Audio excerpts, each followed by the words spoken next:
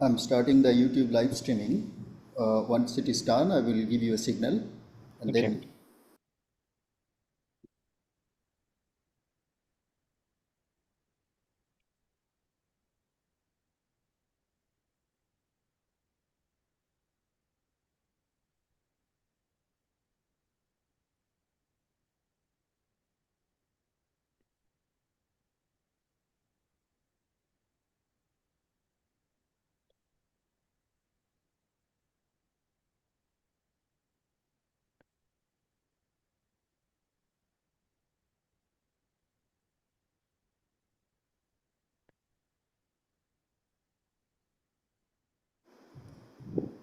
we are live. Please go ahead. Okay. Hello, everyone. My name is Shiva Agarwal, and I am an instructor of physics at Western Michigan University, USA, and a member of Breakthrough Science Society. Breakthrough Science Society is a non-profit social welfare organization based in India with the aim of cultivating and promoting a scientific temperament in society and to explain, disseminate, and popularize different discoveries and advancement of science. Based in India, the Breakthrough Science Society has chapters all over the country engaged in diverse activities. Over the past several years, Breakthrough Science Society has worked on organizing Indian researchers who are currently abroad and sought to engage them on relevant domestic and international social, political, and scientific issues. We hope you also join the Breakthrough Science Society. You can do so by visiting the link or scanning the QR code that you see on your screen. One of the objectives of Breakthrough Science Society is to build up movements for the preservation and socialization of natural resources for the promotion of the environment and to tackle the effects of climate change. To further this mission, we have organized today's webinar on the topic Health and the Climate Crisis. As our speaker today, we have Dr. Susan Schneider.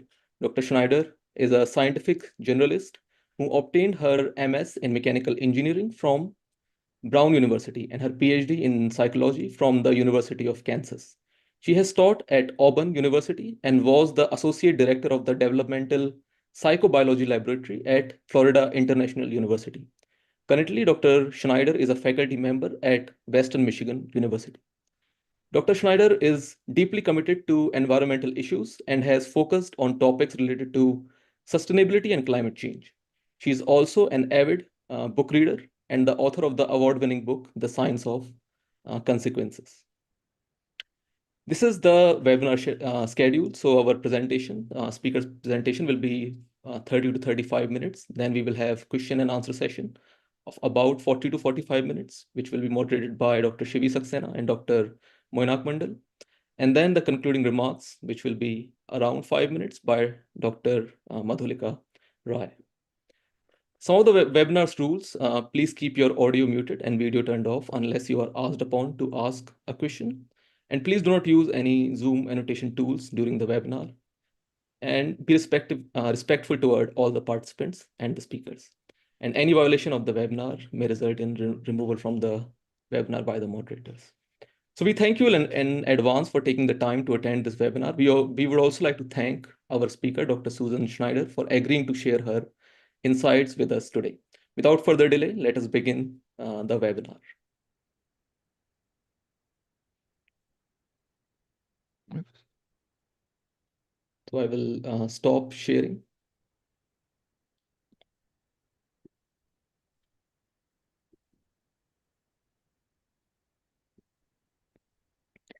Yeah, Dr. Susan, you can go ahead. I am sharing my screen now. There we go. Okay. Thank you very much, Dr. Agarwal, and thank you to the Society for inviting me to speak. And thank you for the good work you do promoting science. That is so critical. Here's what we're going to be discussing today. I will just be giving a few highlights of the climate crisis. I assume that probably most of you are pretty familiar with the basics, and then spending the most time on the health impacts. This is a huge topic, so again, I will just be discussing a few highlights with a special focus on India, but international in scope. And then finally, a section on solutions, because we need to have some hope, and there really is some cause for hope with combating this crisis. As Dr. Agarwal can testify, I use this graph in all of my outreach on climate change. I've been working full time in this area in various ways for 10 years now. This is a graph from NASA in the United States based on ice core data for almost 1 million years for CO2 levels in the atmosphere. And you could see that during this period, we have natural cycles. I hope you can see my cursor here, right? There are indeed natural cycles in the level of carbon dioxide in the atmosphere. This is mostly due to solar cycles. However, during this lengthy period, you will note that the CO2 levels never exceed 300 parts per million. Then we get humans causing the Industrial Revolution and suddenly releasing large amounts of greenhouse gases, particularly CO2, into the atmosphere from burning fossil fuels mainly. And so now we're actually even higher than this. We're over 420 parts per million. This is very clearly not part of a natural cycle. This is a human-caused problem.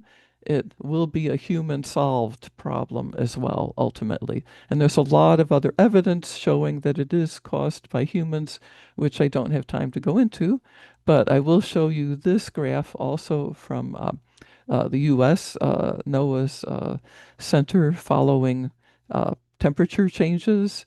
And 2024 was the hottest year in recorded history for all of humanity.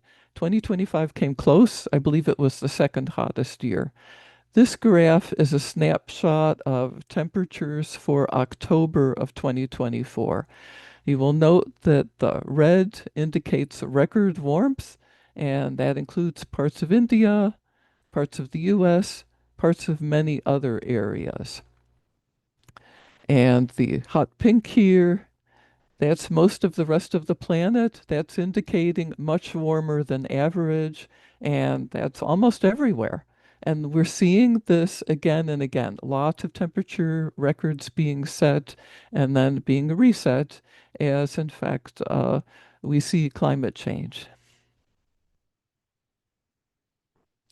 I don't have to tell you that India, along with many other places, has suffered many heat waves. I hear that you are suffering through one now.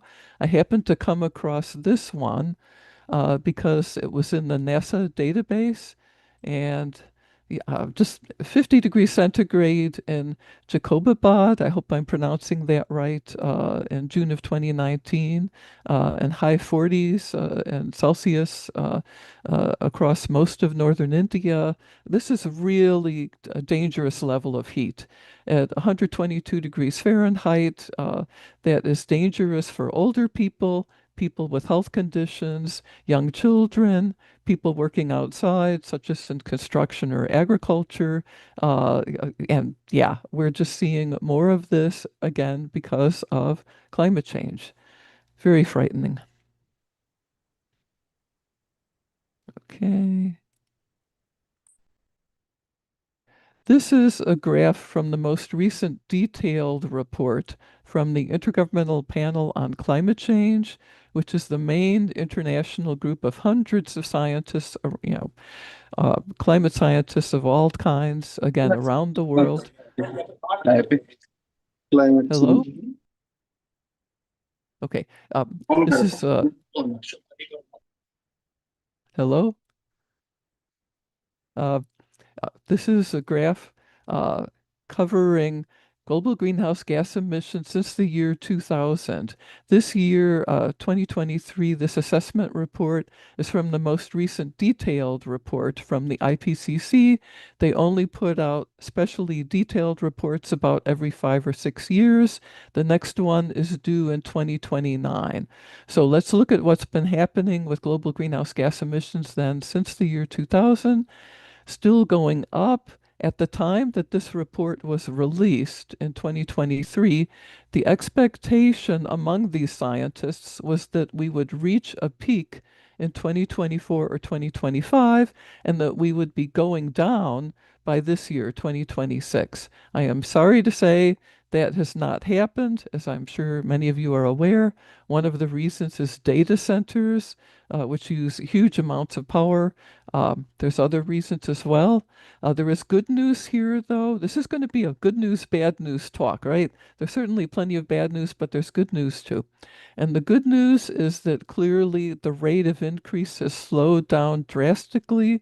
We really should start to see a decline in global greenhouse gas emissions very soon, perhaps this year, certainly by next year. We have every reason to hope for that. What's scary, of course, is that if you look at that blue line, that's what the consensus is among these IPCC scientists for what we need to do to limit warming to 1.5 degrees centigrade. We are currently at warming of 1.4 degrees centigrade before pre-industrial times. And it's already so bad, right? This gray bar here is for the nationally determined contributions from pretty much all the nations that had signed on to the Paris Agreement in 2015. And this is their goal for reducing their national greenhouse gas emissions. And this is 2030. And you could see that if they all accomplish their goals, it gets us very close to the 2-degree warming line.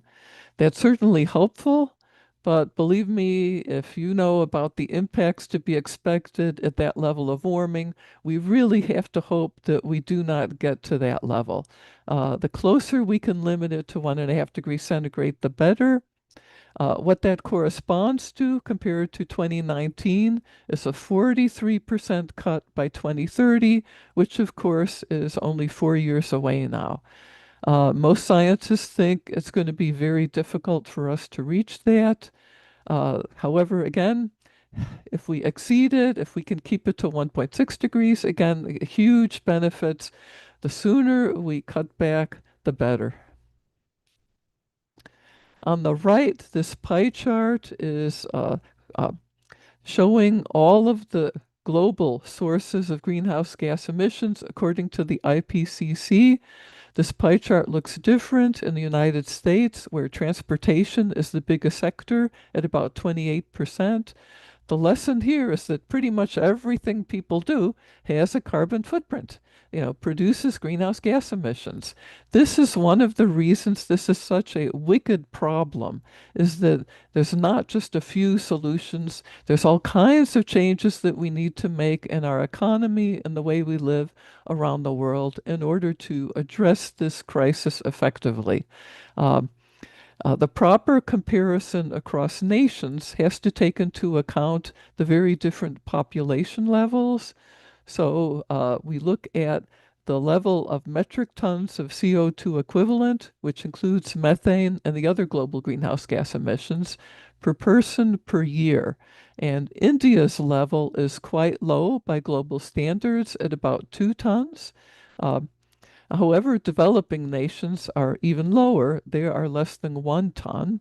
And the developed nations like the US are much higher. The US currently is at about 16 tons of CO2 equivalent per capita per year. And that is down from in the mid-20s about 15 years ago. So the US is making progress. What's more, we are not the worst in the world. Some of the Arab countries are higher. They are still in the 20s. Good news here is that Europe used to be higher too, but they are now at a level of 7 for the whole European Union. That's less than half of the US level. And even the larger countries like Germany and France and the UK at around 8 to 9.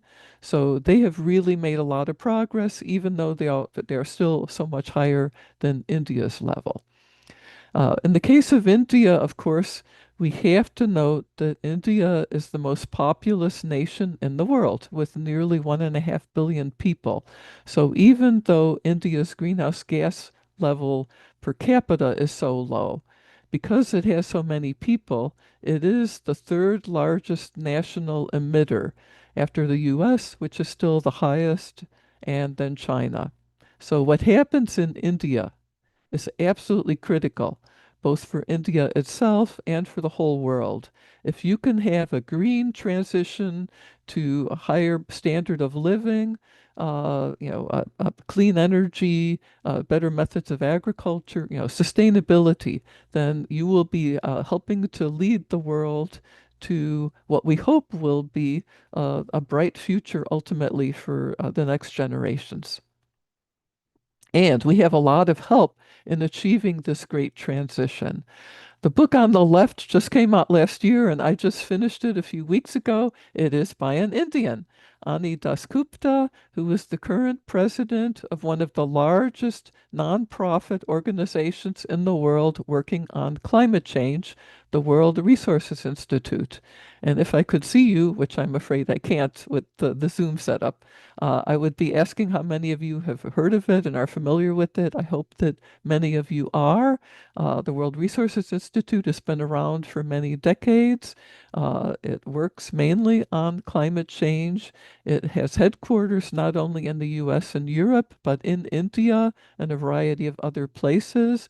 They put out really great data-based scientific reports on where we are, and they also do actual projects on the ground around the world. So this is a really great book that gives an overall perspective of where we are globally with fighting the climate crisis. And as Dr. Dasgupta intentionally gives reason for hope. You can see the subtitle there, Rebuilding Optimism, as well as, of course, not as being very open about the crisis that we are in and all the harm that is happening. There is a section in this book on India, not surprisingly, and I think it's a great overall outlook at what is happening now and what we can hope for if we start to see more change. On the right, this book also has India, a number of references to India. This is an edited book, not by Greta Thunberg herself, but by her team and the scientists that they recruited. Greta Thunberg is the young Swedish hero who helped start a youth movement globally to help fight climate change. And she and her team invited experts in all the different areas of climate change and climate action and resilience to write brief chapters about their specialty areas. So this is a very ambitious book that covers quite a large scope. The chapters are quite dense because the authors fit in as much as they could in a limited space, but it's really a wonderful, very data-based overview. There is a fair bit of bad news. There is also some good news.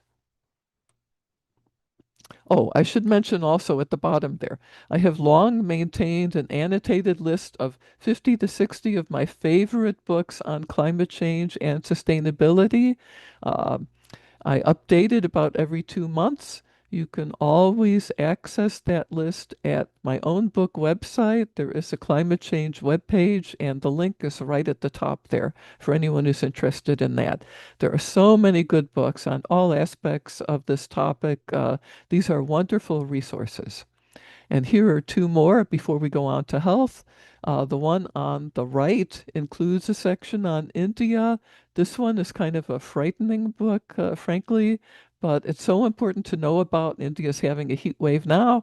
Most places in the world get heat waves periodically, certainly more and more often because of climate change. And it's so critical to know the symptoms of heat exhaustion and heat stroke. And heat stroke can be fatal.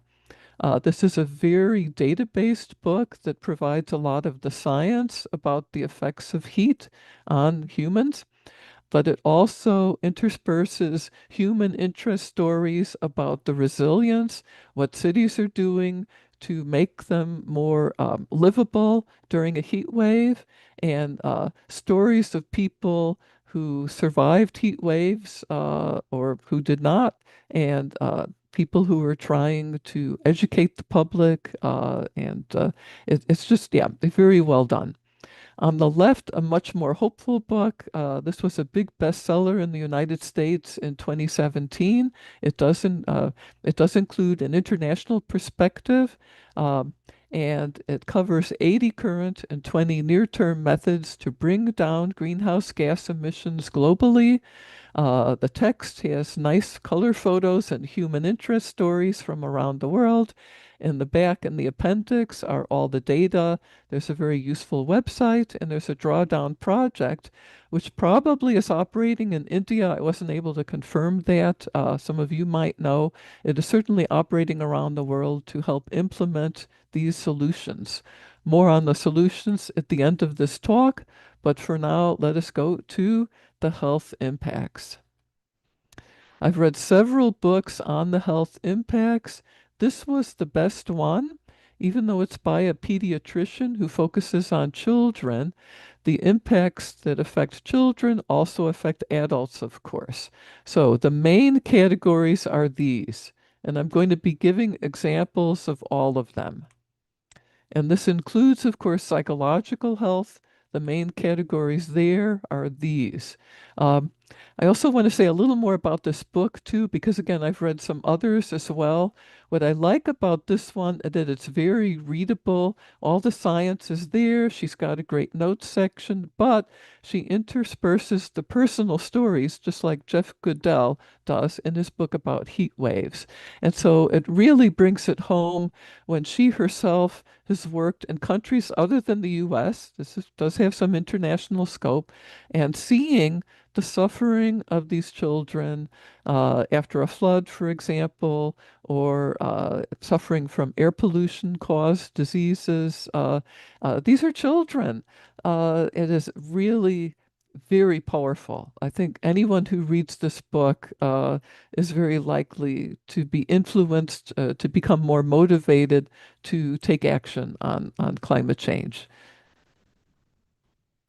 And of course, all of these effects tend to be magnified for people who lose their homes, which is happening so often now around the world because of climate change. I'm sure this is happening in India. I know it's happening in Bangladesh. I mentioned that in one of my other talks. This actually is a photo from Bangladesh. Again, it's just, and it's all so unfair. The developing nations did not cause this problem. They are suffering disproportionately. India, as a middle income country, again, really did not cause this problem and is also suffering disproportionately as just terrible and extremely unfair.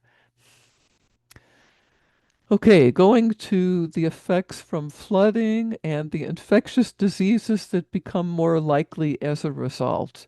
And again, this is all much more likely after climate change. We see an increase, for example, in more intense hurricanes. As someone who used to live in Miami, I have lived through hurricanes myself. Yeah, this is very frightening. Starting at the bottom here, this is a great review article of other scientific articles about these increases in infectious disease after these usually climate change influenced natural disasters. And at the bottom there, one of your neighbors, Pakistan, had a big outbreak of diarrhea, malaria, leptospirosis, leishmaniasis, and other diseases after flooding in the early 2010s.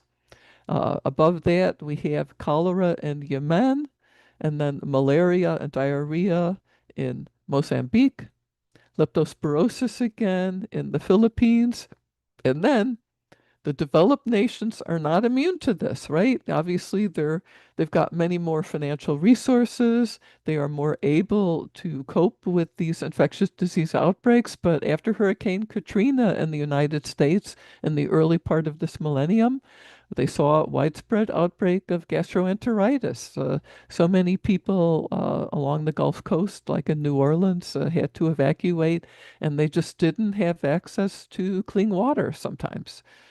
Yeah, so there are a number of other anticipated effects of infectious disease. This is a graph of what is expected by epidemiologists in the last decade of this century around the world for the spread of yellow fever and dengue fever. And you can see that India and the US both expected to see a significant spread along with Africa, South America, and parts of Southeast Asia, New Guinea. Um, and this is, if you'll note here, this is under a scenario where we are largely successful in combating climate change, where we're able to hold it to less than a 2 degree centigrade increase. This is profoundly frightening. In the US already, right as of this year, we are seeing dengue fever in South Texas. Dengue fever never used to be endemic in the United States. It is now. And I can speak to my own home state of Michigan, where Lyme disease is spreading, as it is elsewhere in the United States, like in the northeastern part of this country, because the winters are warmer. So the ticks are surviving more, and the tick season is longer because summer is starting sooner, it's getting warmer earlier. And so we're seeing an increase in Lyme disease in this country. And so, yeah, this is a real issue that will be very costly to address and that will affect millions of people. I would imagine this is happening in parts of India as well. I am so sorry. Again, around the world, particularly in lower income nations, uh, often children may not be getting proper nutrition, so that's a risk factor for stunting the children's growth. And heat waves very clearly make that worse. In this study, recent study that included 32,000 children in West Africa, they were able to document this correlation that when temperatures rose above 95 degrees, so that's somewhere in the 40s by Celsius, for 12 degrees per month, a really significant increase in the amount of stunting. And this can have long-term effects for these kids, I believe, mentally as well as physically. Yeah, it's just yeah, a very serious problem that I think may well be under-recognized. And again, this problem is not limited to the developing nations and middle-income countries. It is happening in developed nations. I mean, just frightening, terrible mortality levels in 2022 in Europe. Europe, a wealthy area of the world, but most people there still did not have air conditioning in 2022 because historically, the way the climate used to be, they didn't need it. Well, when you get the kind of heat waves that we're getting now, older people, young children, and people with other health issues are susceptible. And one of the problems with heat waves is that you don't see it happen right in front of you like you do when you see a fire, for example. You know, we're seeing fires more often now because of climate change. We're seeing more flooding. That's very obvious. The mortality from heat waves is only determined usually months after the fact by the epidemiologists combing through the data and comparing the death rates to what would normally be expected in the different categories, because heat can exacerbate all these other health issues, and so you only find out later. But yeah, 60,000 was the assessment. Just shocking. And again, we're seeing this around the world, especially in lower income countries where it's much harder to access air conditioning and where often people have to work outside. Air pollution is also being made worse by climate change because of the increase in the number of fires. When you have more droughts, then you have areas that are more susceptible to fire, and then fire puts a lot of air pollution up there. And just burning fossil fuels in general obviously causes a lot of air pollution. I know India has had a huge issue with that. I'm going to be talking about this later with your use of coal. Burning coal is a huge problem. So it's not just climate change, it's other causes too. In any case, the World Health Organization has determined that this causes over 7 million premature deaths each year. And in India, India is the largest nation to suffer from this effective air pollution, with over 2 million of those, according to this recent journal article. Yeah, so this actually has a positive side. The good news here is that once we get further along with the transition away from fossil fuels to clean energy, this will be one of the huge side benefits. The air will be much cleaner around the world, and we will see much lower levels of mortality from air pollution. Meanwhile, this is what a healthy lung looks like on the left, and COPD, chronic obstructive pulmonary disease, and asthma both increased by air pollution. Again, climate change is making this worse. These are two of the main ways that air pollution affects people's health. I can speak to this personally because for 12 years before I moved to Michigan, I lived in the Central Valley of California.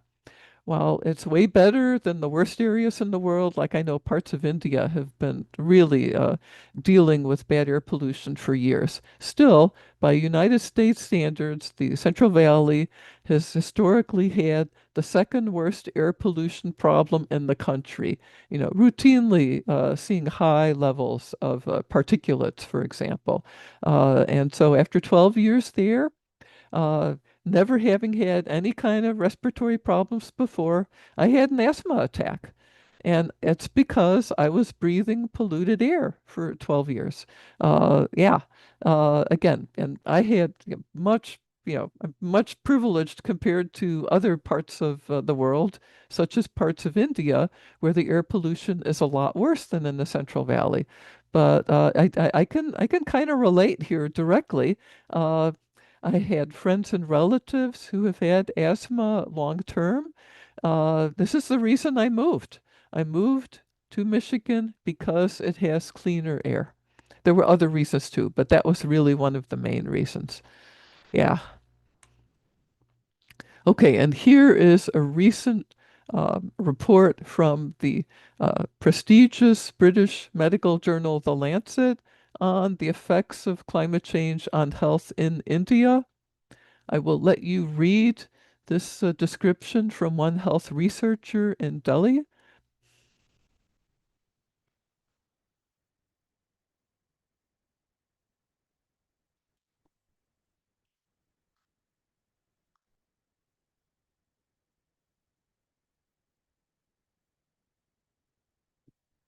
And also from that report, people who are suffering from health impacts from climate change are not going to be able to work like they normally would.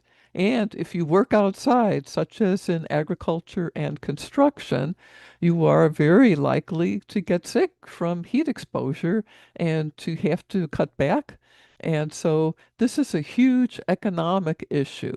Not surprisingly, health issues affect the whole economy for a nation. One of the many, many effects from climate change. Sometimes overlooked, I think, are the psychological impacts, but they can be very serious. And one of the main effects in India is so tragic. I had read about this before. This is covered in this journal article from the Nature family. It's just so tragic. Uh, uh, yeah, and again, so unfair. India did not cause climate change. And this is having terrible effects on Indian farmers' ability to keep their farms, to be able to work their farms, to be able to turn a profit on their farms, drought, etc. All of the impacts there, the heat waves affecting their ability to work outside. Yeah, they're losing their farms. And I know certain parts of India more than others. I've been really seriously affected by this wave of suicide. Just awful. And again, this is not limited to the developing nations and the middle income nations. Developed nations as well are seeing the effects here in Australia. And again, around the world, people who are forced to leave their homes suffer disproportionately. Really good article. And in this uh, large scale uh, survey of young people examining how they're feeling about their future, uh, you could see just a huge percentage have climate anxiety. This is totally rational. Young people are going to be the ones who are having to deal with whatever climate we end up bequeathing them, those of us who are older, in 20 years. And they have every right to be extremely worried. And not surprisingly, India, which was included in the survey, was higher than the average. This is one of the books I happen to be familiar with about the effects of climate change on mental health and what can be done. These four psychological disorders are the main categories, but certainly there's a lot of other influences. I was actually a reviewer for this booklet. It's only about 100 pages. It's a collaboration between the American Psychological Association, which I belong to, and two other nonprofit organizations. I was at the time actually doing some consulting work pro bono for Eco America. And so, yeah, I was involved in this a bit, so I can recommend this one. There have been a couple of updates since then. Interestingly, I took a look at the most recent one in 2023, which is freely available for anyone to download, and it's only about 50 pages, so it's considerably shorter than the earlier one that I was involved in. But anyway, I think it's a good brief summary that does provide some useful resources for help, and I'll talk a bit more about that. Um, this is a book I actually haven't read, but I've met the author. I've been to one of his talks at a climate conference, and I have read some of his articles. So I think it would probably be a good book. There's a number of these out there that offer ways to cope. Uh, Again, having some level of climate anxiety is entirely rational, obviously, but if it starts interfering with your ability to do your activities of daily life and feel joy in life and work, and etc., then it's something that you might want to get some help with, whether self-help online or with a book like this or with a professional, can be very helpful. And here's some of the symptoms and a good article, a recent article in The Lancet on climate anxiety in young people. And then uh, this is not formal therapy, and it's not offered by people who have formal training and licensure in psychology or psychiatry. There are people in those areas who specialize in that. I am sure there must be some in India. There certainly are in the US and the developed world. This is a more affordable approach to helping people cope with climate anxiety that I am involved with myself. It's called the Climate Cafe Movement. It's basically informal support groups. So again, not therapy, just informal support groups, sometimes meeting just once, sometimes meeting monthly. And it's usually 12 to 20 people with two facilitators who meet for an hour and a half or 2 hours, and they just talk about how they're feeling about climate change in a supportive environment. And seeing other people are concerned too in itself can be reassuring. You are not alone. You also share how you are coping. So people hear about different coping methods, and that can be helpful. In the United States, that is the model. In Europe, and this is the Climate Cafe website for the European model, which is also found in some of India's neighbors. I couldn't find any examples in India, but maybe there are something like this. Um, and the European model also includes a climate action component. Um, I went to two climate cafes a few years ago, and then I took the training to become a facilitator. It's only over a little 2 hours, so it's not hard to do. Anyone can do this. You can convene a group, and there is a research in the scientific literature showing this can actually help people cope with climate anxiety. Okay, and then just briefly, I want to end on a positive note here because people around the world are working on this problem, both the health angle and bringing down greenhouse gas emissions and helping people around the world adapt to the changes that we are already seeing. And there's so many resources and so many solutions, the most important of which, no question, is policy. Policy change is why the European Union is doing so well. Policy change is why the state of California, where I used to live, has a per capita carbon emission level of half of the US national average. They're basically at the same level as the UK and Germany because of policy. I have a number of books on policy in my annotated list available on my own book website, scienceofconsequences.com. I picked out these two, both because they're both really outstanding books and because they both include India.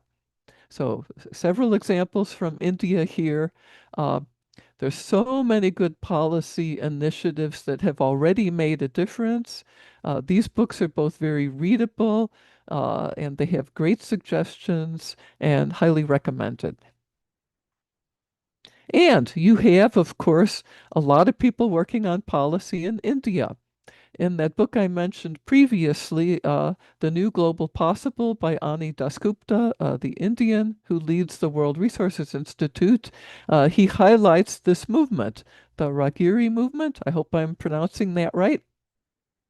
And this began in one city in India, the idea being to fight India's air pollution while making the cities safer for people traveling by bicycle or e-bike, rickshaw, or I understand there are electric rickshaws, which is great, and pedestrians.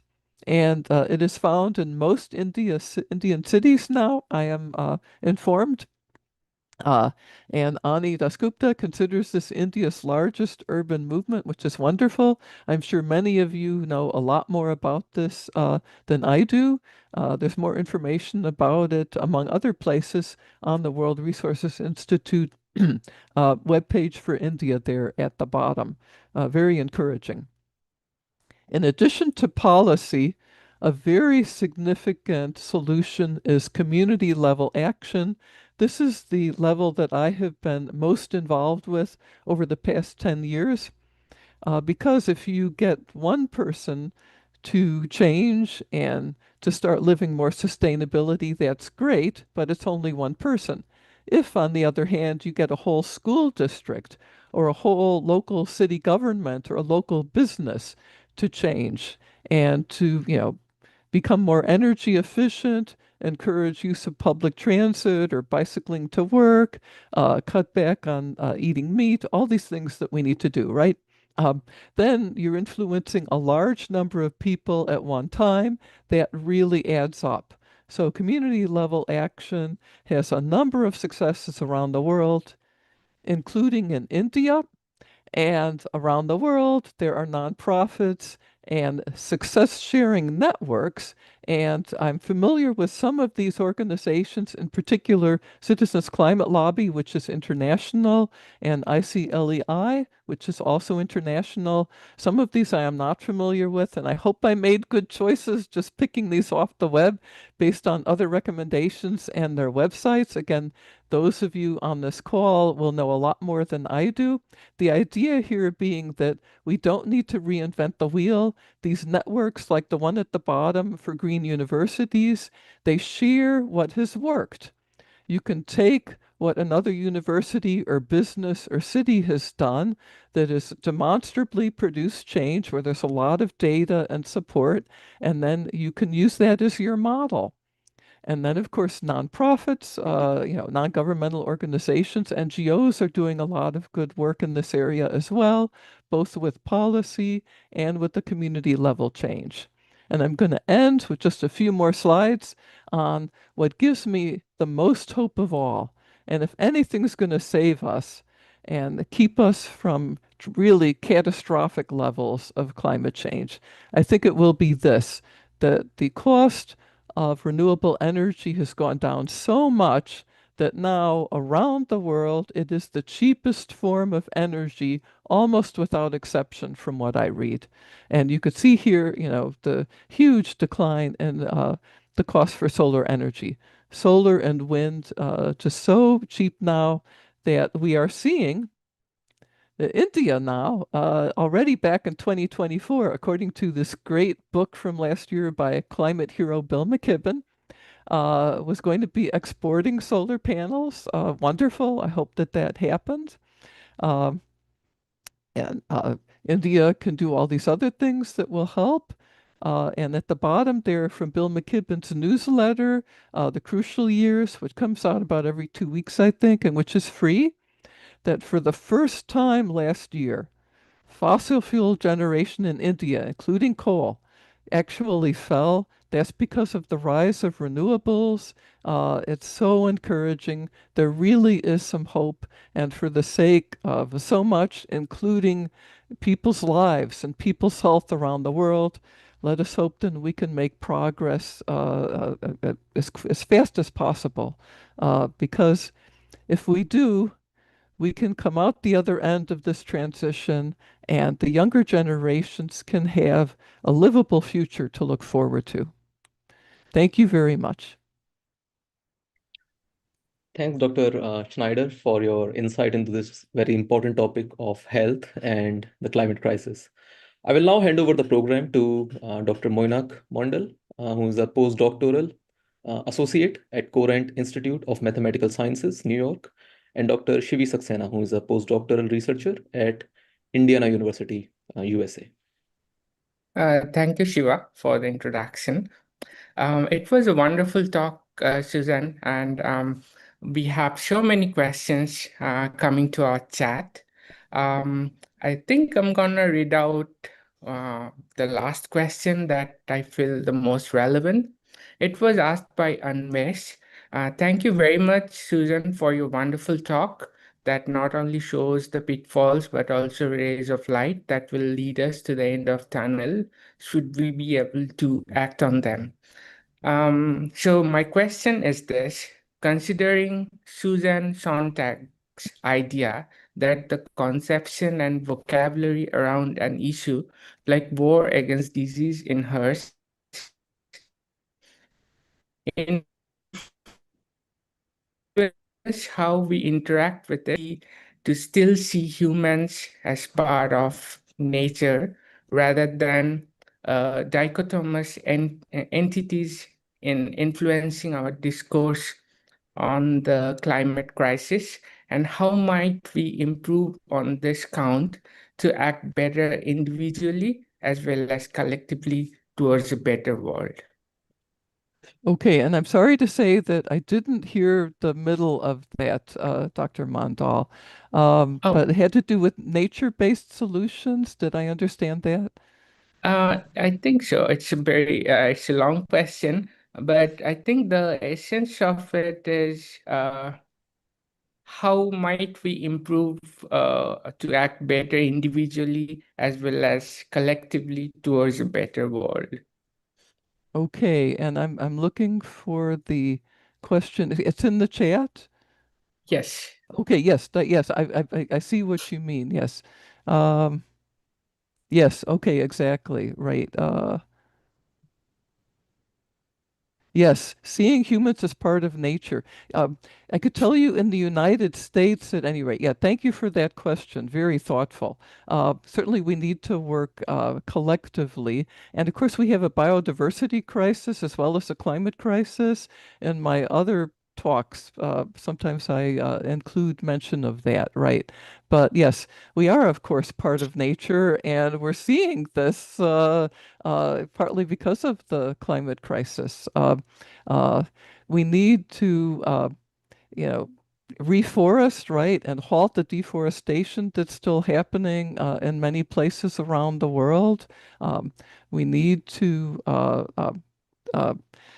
recognize that cutting greenhouse gas emissions is a collective responsibility both for humanity and for all the other living things that we share the planet with. Where would we be without the ocean, which has been taking in 90% of the heat from global warming? Yeah, I mean, and it's, of course, hugely affecting the ocean and the sea life in many ways. And so having a real scientifically informed bigger picture is critical. I think some of the books that are in my annotated list do a really good job of that. I think Ani Dasgupta's is one. He does have a chapter focused on nature-based solutions, for example, and there's many others. I think overall, part of the challenge, again, from the beginning with climate change has been that it's such a huge problem with so many causes and with so many necessary solutions in all these different areas. I assume that those of you who belong to this scientific society are from all different kinds of sciences. We need all of you. We need everyone working together. And one of the conferences I go to is called Behavior, Energy, and Climate Change, which includes all the behavioral and social sciences. And it's so exciting to have the synergism you get when you brainstorm with people in an interdisciplinary way. You know, you just really add to your knowledge exponentially and to the nature of the solutions.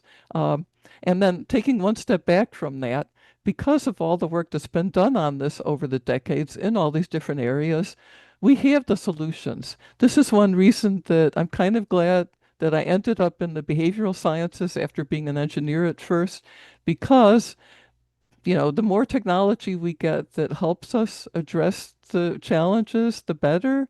But we already have all the technology we need now. This is a policy problem and a behavior change problem. And the behavioral and social sciences are really a critical part of the solution. I hope that made some start toward addressing your very important question. That was well said. I think she is going to ask the next question. You can go on, Yeah. Shivi. Yes, I have one question from you. Do you think that climate change is a behavioral problem rather than scientific or technological problem? And since I've read your book, The Science of Consequences, so what consequences needs to change to produce like large scale societal actions? Yes, thank you so much, Shivi. That's a great question. I should call you Dr. Saxena, right? Hey. And I should say, for those who aren't aware, that Shivi and Shiva and I worked together for several years on climate outreach, so I know them pretty well. It's been great. Yes, obviously, the more science and technology we get that makes the progress towards sustainability faster, the better. But right, we do have the technology we need right now. If we could implement it faster, I think one of the main challenges for the behavioral and social sciences has been for years, first, to help people realize that climate change is real and it's caused by people. And at this point, all of us in science, I think, have succeeded in that in most places around the world, including in the United States. Yale Climate Communications does a survey each year for many years in the United States on people's views about climate change. And at this point, there's very few climate change deniers in the United States. That was not the case historically. At this point, it's just so obvious. It's really hard for anyone to be a denier. Um, so most people in the United States understand that climate change is real. They understand it's caused by humans. They understand we need to take action. Where the problem is in the United States, which again has one of the highest per capita carbon footprints in the world still, right? Where the problem is, even though people get all that, they don't prioritize it. They're still prioritizing other things. They don't realize the urgency. I think they don't realize the extent to which places like India and developing nations like Sub-Saharan Africa are already, hugely suffering so unfairly. And they don't realize the extent to which people even in the United States are suffering. The huge number of costs, again, is having all these influences. I saw there was a question in the chat about health and other influences. No, there's many, many influences beyond health, obviously. The economy, the insurance industry, not just in the United States, but I'm sure around the world, is just blowing up. How can you insure places where the likelihood of flooding has increased so much because of climate change? And then what do you do about relocating people? In the United States, we spent several $1 million to relocate a small village in Alaska. And the U.S. is a rich country. I don't know that we can afford to relocate, at the level that's going to be necessary. I lived in Miami, which when I was there 20 years ago, you didn't get flooding when you had the normal spring tide, the king tide of the month each year. It's a low-lying city right on the Atlantic Ocean. And now, every month when they get the king tides, downtown floods because of sunny day flooding, right? And around the world, like Bangladesh, I know there's probably parts of India too. You folks would know better. Climate change and sea level rise due to climate change is causing all this flooding. This is just going to get worse before it ultimately gets better when we do start bringing greenhouse gas emissions down. What do you do about a whole big city where people are not going to be able to live in big parts of it anymore? I mean, yeah. So getting people to recognize the urgency and get their politicians to make the policy changes we need and get their organizations to make the sustainability changes that we need. That's the kind of action that social scientists have expertise in and that we are working on. We have quite a few questions on behavioral science perspective. I'm going to read out the question from Deepti B. Okay. From a behavioral science perspective, what is the biggest psychological barrier preventing climate action, and what's one effective way to overcome it? Yeah, boy. Well, one of them I had just talked about that unfortunately, when people don't experience it themselves, hearing about the effects of climate change in a distant country or even a distant part of your own country, I don't know. Does this happen in India too? It's a little harder if it means that there's going to be some negative impacts on you. Um, Again, there's so many actions that we need to take. Here's one that comes to mind: dietary changes. One of the books on my annotated book list is called We Are Eating the World. It just came out last year. It's about the effects of what people eat on climate change because beef in particular has a very large carbon footprint, larger than any other food. And so if we are, and it also is having other impacts because they're still cutting down forests to provide more grazing for beef cattle in places like Brazil, for example. Although I think they're doing better currently, but until recently they were, right? Other places too. And so, yeah, overall, there's a lot of scientific literature showing that if it would help if people in developed nations who eat a fair amount of beef would cut back. They don't need to give up beef entirely, but just cutting back would really have a significant impact both on deforestation and due to other ways, because it's inefficient, right? When you eat plants, it's very direct nutrition. Um, when the cattle or other animals eat plants, they're inefficient in converting it to calories for human consumption. And cattle also produce methane, mainly from burping, right? And so there's all these different sources of greenhouse gas emissions from cattle. Uh, but people who are used to eating a lot of beef, sometimes it's almost like a cultural thing, right? And it can be very hard to change. They may feel like other forms of nutrition don't taste as good, may not even be as healthy for them.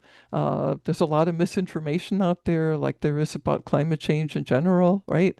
And so there's one barrier for developed nations. In addition to what I already commented on about people getting that it's real and we need to change, but not being motivated enough to do the things that they need to do, like buy an electric vehicle or try to take public transit more or bicycle more, right? Transportation is the biggest contributor in the United States. People who are used to driving on their own to work every day um, uh, are are in a habit.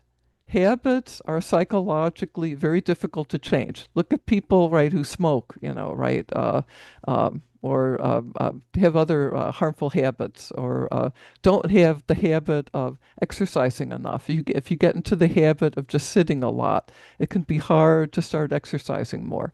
So getting into the habit of changing the way you get to work and trying to start a carpool from scratch or going and using a bus for the first time. And there are all kinds of effective ways to overcome that. And the Tools of Change website, for example, that I'm one of the consultants for, that's freely available to all these network sharing successes. I'm on a graduate committee right now at Western Michigan University, where the city that I live in, Kalamazoo, is incentivizing its employees to try taking the bus to work. Yeah, they get a small amount of money if they try that, and they get social recognition. This has worked for a number of organizations that have tried to get their employees to carpool or take public transit or take the bike. They get a badge. Other people see the badge and they think, oh, look at all these people who are carpooling or taking the bus. Maybe I should try this, right? There's all these psychological principles that come into play. And people in other parts of psychology, like social psychologists, are advising people who run these campaigns to try and get people to quit fossil fuels, to buy a heat pump instead when they have to replace the heating and air conditioning for their building. And working with industry to try and get it more efficient, or to get a whole business, right, to put in more insulation. Yeah, often you save money. So noting the side benefits, noting the health benefits for limiting vehicle idling at school pickup and drop-off points with school buses, if they're still diesel buses instead of electric school buses. Um, all of this, again, there's just many, many examples. If you're interested in trying to implement some of these solutions, look at some of those networks, the Tools of Change website. Some of these non-governmental organizations have great examples. There's no lack of effective ways of combating these barriers, but it often is very specific to the particular action that you want people to take. I'm sorry, that was kind of long. Thank you, Dr. Shiva? Schneider. Yeah. Yeah. Um, uh, in the Google forum, there were so many questions by Dr. Vera. Okay. If you would like to ask the question. Okay. CV, I think it's better that there are some questions on the chat, Zoom chat box. Yeah, And sure. we just, There is one question by by Shiv Shankar Sigdar. If you are here, maybe you can unmute yourself and ask the question. Are you here, Shiv Shankar? Maybe then I'll ask the question on his behalf. His microphone is not working. So this Uh, question was that as we push for renewable energy in form of solar, there is going to be a pressing issue of lot of storage cells being used and discarded after their life is exhausted. Is solar really a sustainable solution in the long run, or nuclear is more feasible? Yes, thank you for the question. There's a lot of people working on this. I subscribe to some of the e-newsletters from some of the universities where they're right on the cutting edge. And again, the books I've read and some of the other newsletters have suggested that there is now much more success with recycling old solar panels than there was years ago. The newer solar panels have over 90% of their components, I have read from, I think, sources like Stanford University, if I remember right. Over 90% of their components can be recycled. So that's really encouraging. In addition, there's some next generation solar that will last longer, I think, as well as be more efficient. Um, I think next generation nuclear, from what I've read, may also be a viable option. From the analyses I've been seeing, nuclear is currently more expensive than solar, but otherwise, right, when you look at the carbon footprint, it's certainly way better than fossil fuels. Uh, the safety issue has been a concern, as you know, but I mean, it's a major source of energy in, I think, France, right? One of the European nations. I think France still has a lot of nuclear. In the U.S., yeah, and in some other places, it became far less popular after Chernobyl and some of the other problems. And again, the expense, at least from what I'm seeing, and some of the conference I go to also have had sessions on this. Next generation maybe, but for right now, solar is overall and wind the best choice from a carbon footprint standpoint, and it's most economical. And from a lifetime analysis, yes, again, I think the older solar panels, not so much, but the new solar panels doing very well with recycling. And then the batteries. I have solar and I have storage batteries. Uh, the battery expense has come way down. Any of you who have kept in touch with climate change at all are familiar with that, I think. It's so encouraging. There's such good news from California that because of battery storage now and good policy in California, that they've been able to decrease their natural gas use by, I think it was 60% just in 3 years for electricity, because of the storage batteries being so prevalent now and so much solar and wind in that state. And so you can use that to tide you over during the evening hours after the sun stops shining, and when it happens to be a day when there isn't so much wind. And I have an electric vehicle too, a used electric vehicle, a small car, a Chevy Bolt, and there's now propositions to reuse those car batteries when their efficiency gets down to the point that you don't want to use them in the car anymore, that you can use them for homes and apartment buildings, right? And there are actual projects doing this. And the same for the storage batteries to go with solar systems to be able to get the maximum out of them. And so, overall, at least from what I'm reading, again, nuclear certainly is part of the solution, but currently, solar and wind and things like geothermal. Uh, and perhaps some of the newer technologies like using ocean waves, I've been hearing some progress with that too, getting energy from that. Those seem to be in the forefront from what I can tell. I'm not an expert in that area, though. I'm sure some of you probably know more. On the chat, I can see Madhu asked 2 questions. Madhu, could you unmute yourself and ask to Susan directly? Can you hear me? Yes, Yeah. yes. Okay. So my question is, I think more biology based. So the changes we were talking about, the studies that changes, are there changes in microbiota that we have seen? Are there correlations and studies on that based on Oh, the effect of climate crisis on microbiota? And then also when we were wow. talking about the outbreak of diseases, are these, I think the answer is probably both, but are these due to climate changes in the microorganisms or also due to the impacts on our immune system? Because both can lead to fighting these outbreaks, right?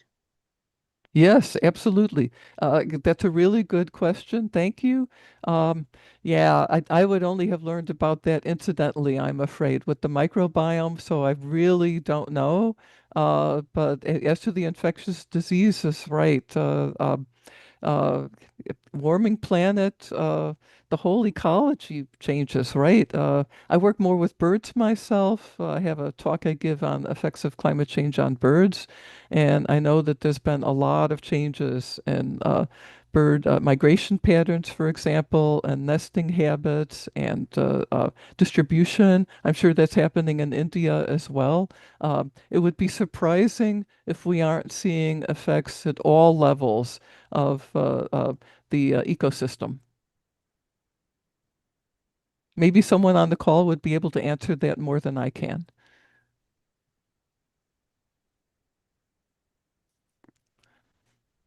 Yes, Well, it's yes, please. obviously true, and actually there is some kind of news coming from the scientific community. Even some of the microorganisms that were really active, like pathogens, let's say thousands of years back, and now they're, let's say, under the ice, thawing in some areas in the Arctics and so. But now after this thawing, these kind of microorganisms are now getting active, and not actually immune to that. So obviously there are certain level of fear scientists are having, and I think due to climate change, even the microorganisms, they are evolving, and they're evolving in such a way because they're coming up with new variants, and these variants are very new to us, and that is why I think even this antimicrobial kind of resistance also is coming up. So all of them will get compiled, and make the situation much more complex and critical. So this is happening. Thank you so much. Yeah, it's not surprising, is it? And my goodness, that is kind of scary.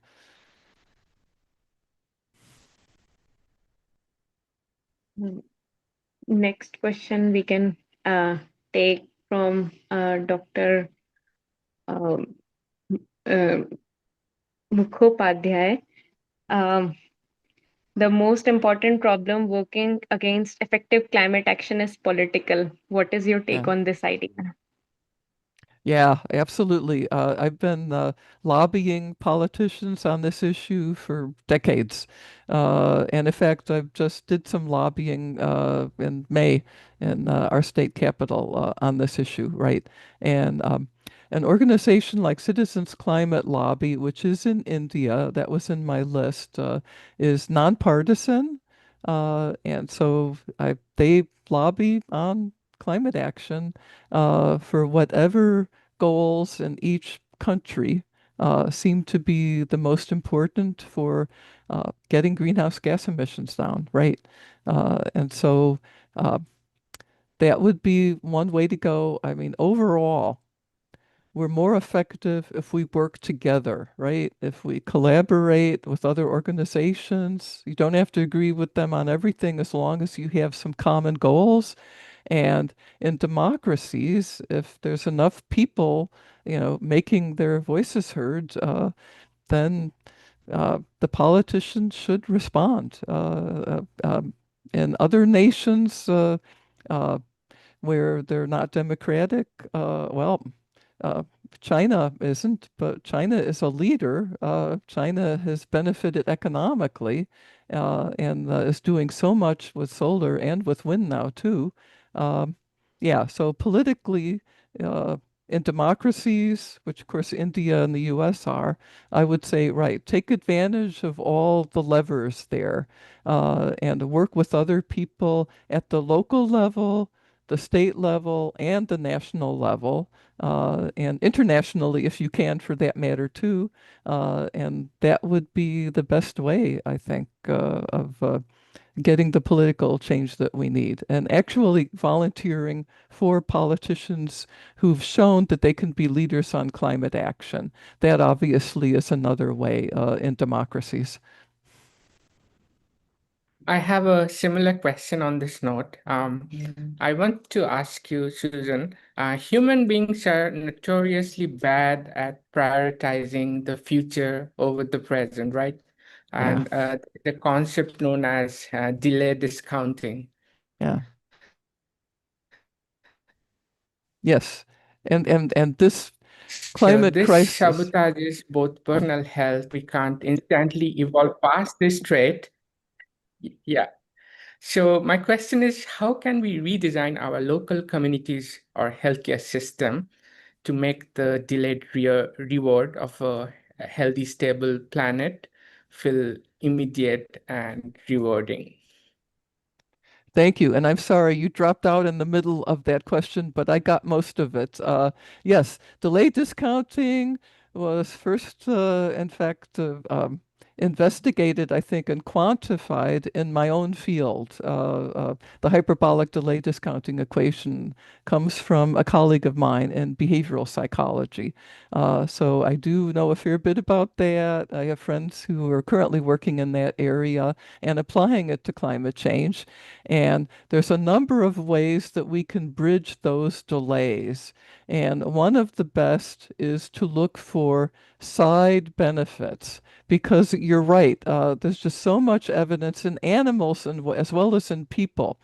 Consequences that are delayed simply do not have the same power to influence our behavior as immediate consequences. You know, getting $500 now is a lot more powerful for a lot of people than getting $1,000 in a year. Even though from an overall, long-term standpoint, obviously it would be better to get the bigger amount and to wait it out, right? Similarly, the worst consequences of climate change are far in the future. And even though we're seeing a lot of impact now, again, especially in developing nations and middle income nations like India, right? But around the world, really, there's impacts, right? So how you bridge that can take advantage of the side benefits of making the actions that we need to make, such as energy efficiency is a really big one that was mentioned in one of my slides toward the end in India, as well as in the United States, and you save money. Very few people object to saving money. Sometimes there's still a bit of a delay on that, but if you can see that your neighbors are saving money, then even people for whom the delayed effects of, more heat waves and floods and droughts and the other effects of climate change are not powerful enough to affect their behavior, but the immediate rebate, if you get like a rebate for putting up a solar panel or buying an electric vehicle, or if you see that your neighbors are saving money, then, and if you can see in your own home, when you put in more insulation, it stays cooler more if you have air conditioning or if it gets cool at night and you're part of wherever you live, and then that coolness gets retained longer. If there's immediate benefits or fairly immediate benefits, if there's financial benefits, and going back to the topic of my talk, if there's health benefits, one of the community level actions I was involved with was getting people to cut back on vehicle idling for people who drove gasoline vehicles. At schools in particular, because children especially are susceptible to the effects of air pollution on health. I showed those pictures of the lungs. And some areas, I'm sure in India as well as the United States, there's just really high levels of children getting asthma because of air pollution. And so even parents who don't like to pay higher taxes for electric school buses, which would help solve the problem, right? They can see at the pickup and drop off point for a school, if people are idling their gas engines, you can smell how dirty it is, right? And um, similarly, for Los Angeles, and I imagine parts of Delhi perhaps, which I think used to have bad air pollution, if you can see the smog, not all forms of air pollution are visible, but some forms are. If you can see the smog, just like you can see your child coughing, then you can see the benefits when people stop idling and you put up a sign, please don't idle your vehicle at this spot.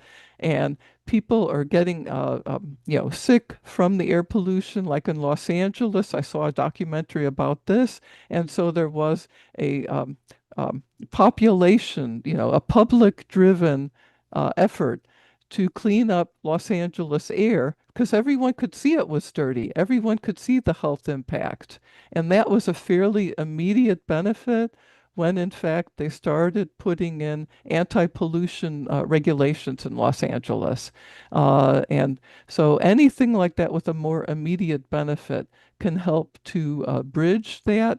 And getting a trusted messenger too, there's a whole bunch of them. I'll just stop with trusted messenger. But for different groups of people, they will believe what they hear from certain trusted messengers, which may be different. Like for a lot of people, scientists are trusted messengers. This is a scientific society. We're data-based, we're educated. But for some people, it may be someone in a totally different area. Someone who is like them, has different views. In the United States, we have Catherine Hayhoe, who is an evangelical Christian and conservative in many ways politically, but who is a climate scientist. And so she has been successful in getting organizations that are conservative and evangelical Christian, who otherwise are not always amenable to other approaches, to listen to her recommendations to take climate action because she's a trusted messenger. So there's another way of bridging that delay. These are people who may not be experiencing the effects of climate change yet themselves, but if they hear from someone they trust that, yes, it really is happening, we need to take action, then some of them will be willing. There's a whole bunch of them. Again, it's a matter of implementing them in enough places and getting enough of the policy changes that we need. And we are seeing movement around the world. Again, so many people are working on this, like the people in this society. Thank you. Thank you, Dr. Snyder, for addressing this question. Due to lack of time, we are going to the last question. Yes. What will be your message to organizations like Breakthrough Science Society, as well as people like us to combat with the problems for the health crisis due to climate change, and bring this to common people and how to act in a collective way that we can mitigate or adapt with the problems? Thank you. That's a great way to end. Yes, I have 3 recommendations. This was a question they had given me in advance. First, collaborate. Get as many people and as many organizations as possible collaborating. That's when you can really have a big impact. Work on policy because that is the biggest way that we achieve the changes that we need. Policy for a whole city, a whole state, a whole nation, internationally, right? And then finally, there's no need to reinvent the wheel and start from scratch. There are examples of successes in policy and in community level action, such as local schools and cities and businesses around the world. You have many examples there in India, and this gives me hope.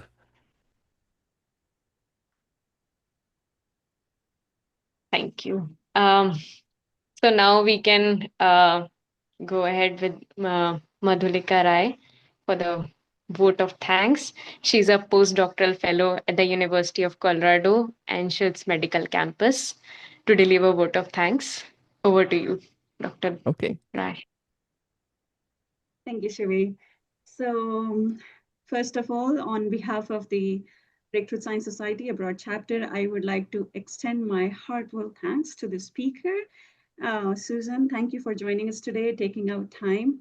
I know our lives are busy, but you took out time and shared so much with us, answered our questions. Thank a lot for that.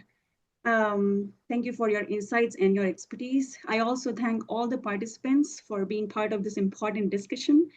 Special thanks to the organizing team. Without all of you, it's not possible for conducting this webinar smoothly, effectively, and working on this issue and thinking about it.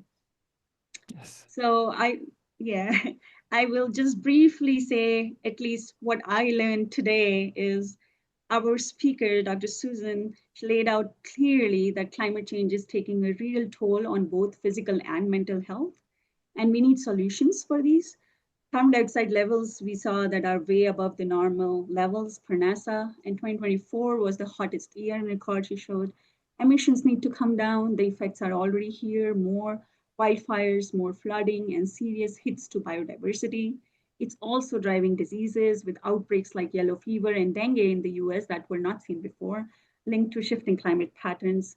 In West Africa, we saw months of 95-degree Fahrenheit heat have been tied to child stunting.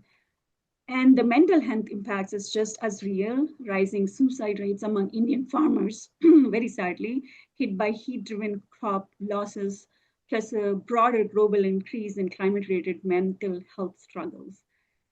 There are some good news that also Susan shared, like policy change can still help, and renewable energy costs have dropped, making real solutions more within the reach than before.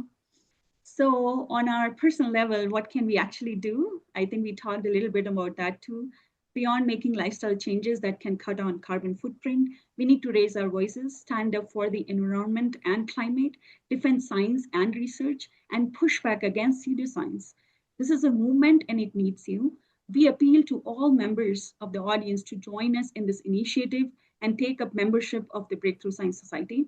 The form may be found on the website of BSS, breakthroughindia.org. We sincerely hope that more and more people will join BSS and take part in this vital effort to save humanity. With that appeal and hope, we conclude today's program. Thank you, Susan. Thank you, everyone, again, once for joining today.